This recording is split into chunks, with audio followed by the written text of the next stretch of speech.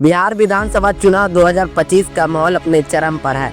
नेताओं के वादे, प्रचार और पोस्टरों के बीच एक अहम बात शायद छूट रही है और वह है महिलाओं की भागीदारी।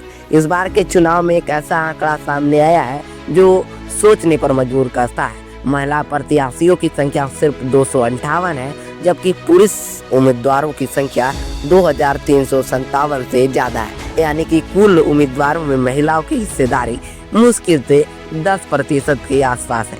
और सबसे चौंकाने वाली बात यह है कि ये आंकड़ा पिछले 15 सालों में से सबसे कम है। 2005 से लेकर अब तक बिहार की राजनीति में महिलाओं की भागीदारी धीरे धीरे बढ़ती दिख रही थी, लेकिन इस बार ये गिरावट सबको हैरान कर रही है। अब सवाल उठता है, आखिर महिलाओं को टिकट कम क्यों मिल रहे हैं? राजनीतिक विश्लेषकों का मानना है कि अभी भी अधिकांश दल विजय की संभावना को महिला उम्मीदवारों की क्षमता से ज़्यादा तवज्जो देते हैं। पार्टी टिकट बांटते समय ये मान लिया जाता है कि पुरुष प्रत्याशी ज़्यादा सेफ सीट साबित होंगे, लेकिन ये सोच सिर्फ पुराने राजनीतिक डरों के आगे बढ़ा रही है। बिहार जैसे राज्य में जहां महिला मतदाताओं की संख्या लगभग आधी है, वहां अगर प्रतिनिधित्व इतना कम है तो ये लोकतंत्र के संतुलन पर सीधा सवाल है। महिलाएं सिर्फ वोटर नहीं है, वो समाज की आधी आबादी है जो अब शिक्षा, रोजगार और पंचायत राजनीतिक तक पहुंच चुकी है, लेकिन विधानसभा में उनकी आवाज़ अभी भी बहुत कम सुनाई देती है।